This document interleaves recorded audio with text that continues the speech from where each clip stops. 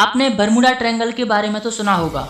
North Atlantic ocean का एक ऐसा क्षेत्र जहां पर किसी रहस्यमय तरीके से शिप एरोप्लेन गायब हो जाते हैं और 19वीं शताब्दी से अब तक 100 से ज़्यादा ऐसी घटनाएं सामने आ चुकी हैं जिनमें 50 से ज़्यादा शिप और 20 से ज़्यादा एरोप्लेन की घटनाएं शामिल हैं।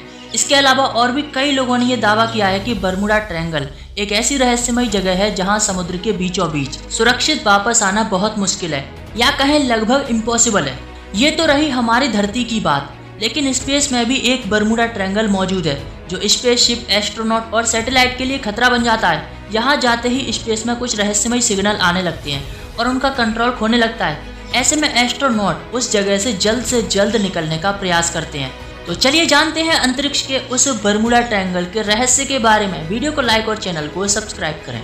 अंतरिक्ष का बर्मुडा ट्रायंगल, जो साउथ अटलांटिक एनोमली SAA के नाम से जाना जाता है, पृथ्वी के ऊपर एक ऐसा विशाल क्षेत्र जहां पर प्रवेश करने पर स्पेसक्राफ्ट में बैठे एस्ट्रोनॉट को अजीबोगरीब अनुभव शुरू होने लगते हैं।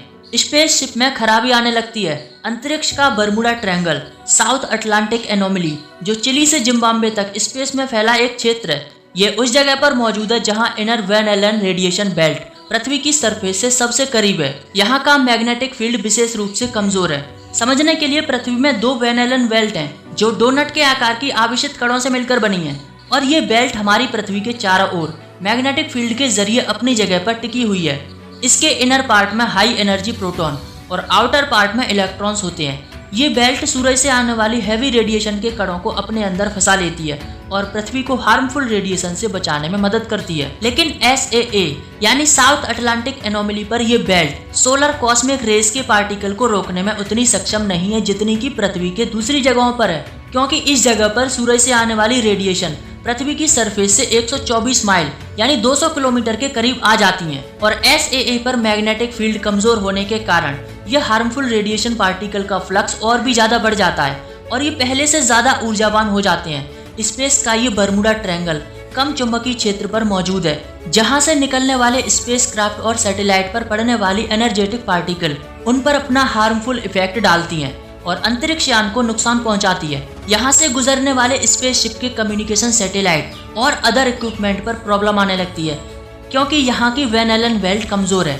कमजोर जियोमैग्नेटिक फील्ड के चलते सूरज से आने वाली रेडिएशन को पृथ्वी के करीब आने देती है, जिससे स्पेसशिप में गंभीर परिणाम और क्षति का सामना करना पड़ता है। और आपको बता दूं कि SAA के अलावा दूसरे स्थानों पर वैन एलन बेल्ट सूरज से आने वाली खतरनाक रेडिएशन को पृथ्वी की सतह से 1000 से 60,000 किलोमीटर पर ही रोक लेती है, और कुछ जगहों पर रेडिएशन की ऊंचाई कम होने की वजह से सैटेलाइट इस दायरे में आ जाती हैं, जहां पर इन सैटेलाइट्स को 10 मिलियन इलेक्ट्रॉन वोल्ट का बम्बार्डमेंट सहना पड़ता है, जो सिर्फ 1 सेंटीमीटर में ही हर सेकंड 3000 पार्टिकल हिट करते हैं।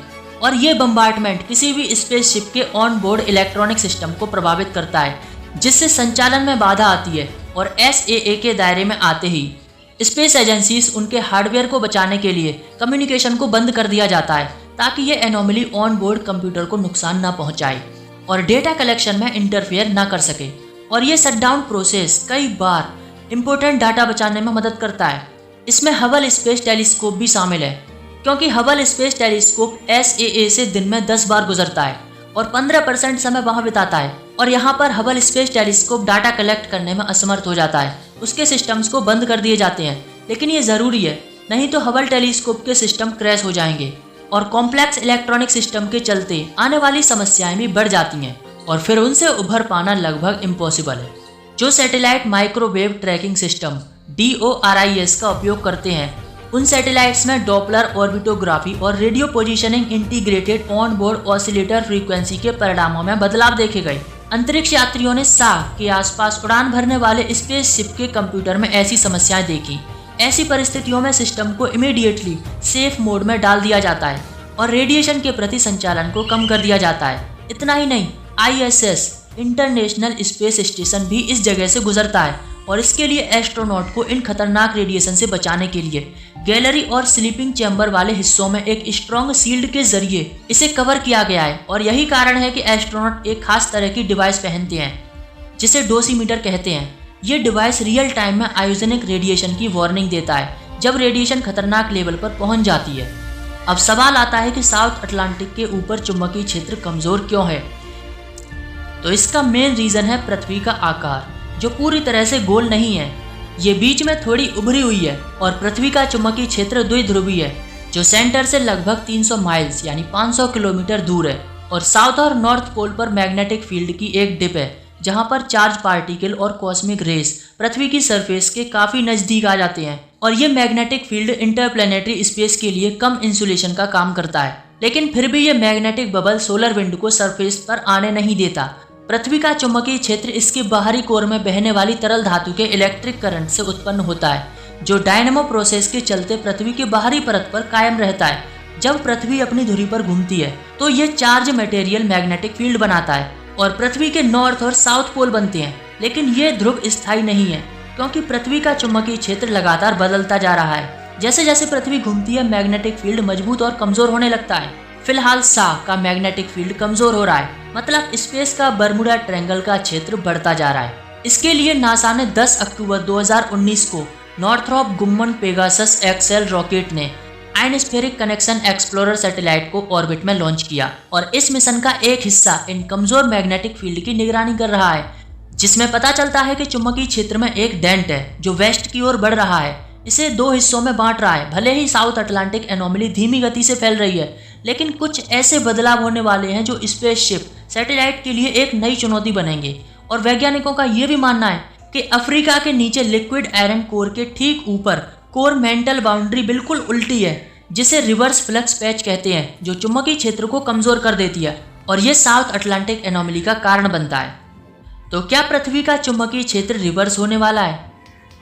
वेल, साइंटिस्टों ने पिछले 50,000 वर्षों का ऑब्जर्वेशन किया, जिससे पता चला कि सा रिवर्स चुंबकीय क्षेत्र का हिस्सा नहीं है।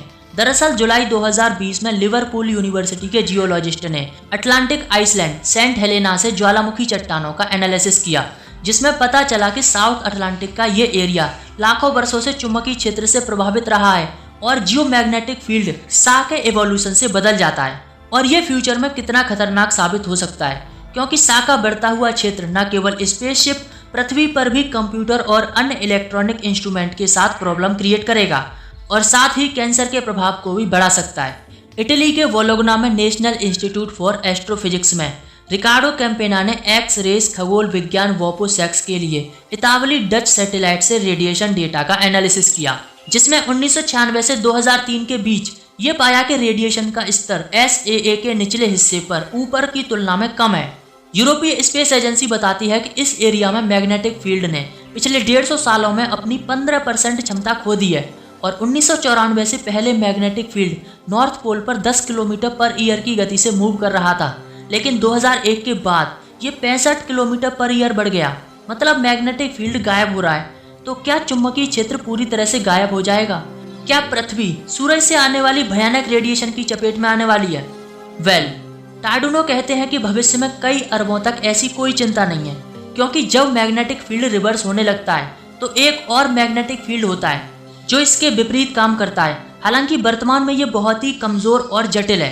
पिछले 160 वर्षों में डाइपोल मैग्नेटिक फील्ड की स्ट्रेंथ तेजी से गिर रही है और डिके पैटर्न को एनालिसिस किया जाए तो स्पेस एक्सप्लोरर में एक नई चुनौती देखी गई, क्योंकि आने वाले समय में मनुष्यों को ले जाने वाली स्पेसक्राफ्ट में वृद्धि होने वाली है और इसके लिए ये जानना जरूरी है कि सा कैसे काम करता है, क्योंकि ये पर ईयर 19.3 किलोमीटर की दर से इंक्रीज होता जा रहा है। मतलब अब बहुत जल्दी ही आज की तुलना में एक बड़े भौगोलिक क्षेत्र को कवर कर लेगा।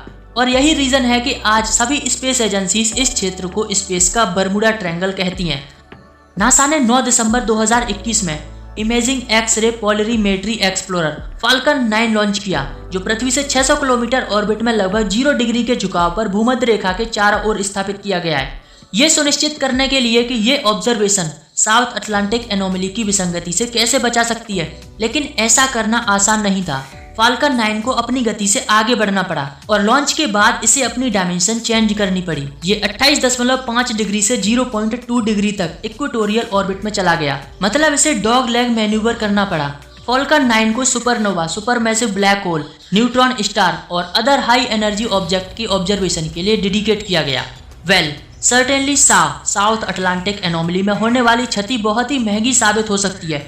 वैज्ञानिकों ने इस जगह को स्पेस का बर्मुडा ट्रायंगल का नाम दिया है, क्योंकि फरवरी 2016 में सा पर ही जापानी सैटेलाइट हितोमी नष्ट हो गई। हितोमी या एस्ट्रो एच यूनिवर्स में होने वाली एक्सट्रीम एनर्जी प्रोसेस की ऑब्जर्वेशन के लिए जापान एरोस्पेस एक्सप्लोरेशन एजेंसी जेक्सा ने लॉन्च किया, लेकिन लॉन्च के 1 महीने बाद इसका ऑपरेटर से कम्युनिकेशन टूट गया और इस सैटेलाइट के टुकड़े टुकड़े हो गए। बाद में पता चला कि यह सैटेलाइट इनर्शियल रेफरेंस यूनिट यानी जड़त्वीय संदर्भ इकाई, जो एक प्रकार का मोशन सेंसर है, जो पर आवर 21.7 डिग्री के रोटेशन को रिपोर्ट कर रही थी, जबकि एक्चुअल में सैटेलाइट स्थिर थी। मतलब एक ऐसी घटना सामने आई जो वास्तव में स्पेसक्राफ्ट के साथ हुई ही नहीं थी। ऑपरेटर्स ने रियल टाइम में त्रुटि पहचानने की कोशिश की। वे इसे ठीक कर सकते थे, लेकिन ऐसा तब हुआ जब सैटेलाइट सा के ऊपर से गुजर रही थी, इसलिए पूरा कम्युनिकेशन सिस्टम लॉस्ट हो गया। इस जगह पर उस सैटेलाइट पर रेडिएशन का हैवी बम्बार्डमेंट हुआ, जिससे इसके इलेक्ट्रॉनिक सिस्टम पूरी तरह से क्रैश हो गए और पूरा मिशन तबाह हो गया। इस हादसे से जेक्सा को लगभग $273 मिलियन और 3 साल की मेहनत का पूरा खर्चा उठाना पड़ा।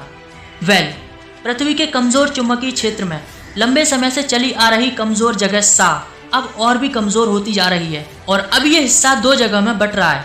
साउथ और वेस्ट 2 हिस्सों में विभाजित हो रहा है और पिछले 200 सालों में पूरी दुनिया में ग्लोबल मैग्नेटिक फील्ड अपनी 9% ताकत खो चुका है। इस स्थान पर आते ही ISS में बैठे एस्ट्रोनॉट को कभी कभी कुछ समस्याओं का सामना करना पड़ता है। संचार बाधित हो जाता है, कंप्यूटर सिस्टम खराब होने लगते हैं और कभी कभी अंतरिक्ष यात्रियों की आंखों के सामने विकिरण के विस्फोट से उत्पन्न सफेद चमक भी दिखाई देने लगती है। साउथ अटलांटिक एनोमली में अगर सावधानी न बरती जाए तो ये क्षेत्र किसी भी स्पेस क्राफ्ट को निगल सकता है, उसे तबाह कर सकता है और इसीलिए वैज्ञानिकों ने इसे नाम दिया अंतरिक्ष का Bermuda triangle, SAA south Atlantic anomaly. Video को लाइक, शेयर एंड चैनल को सब्सक्राइब करना ना भूलें।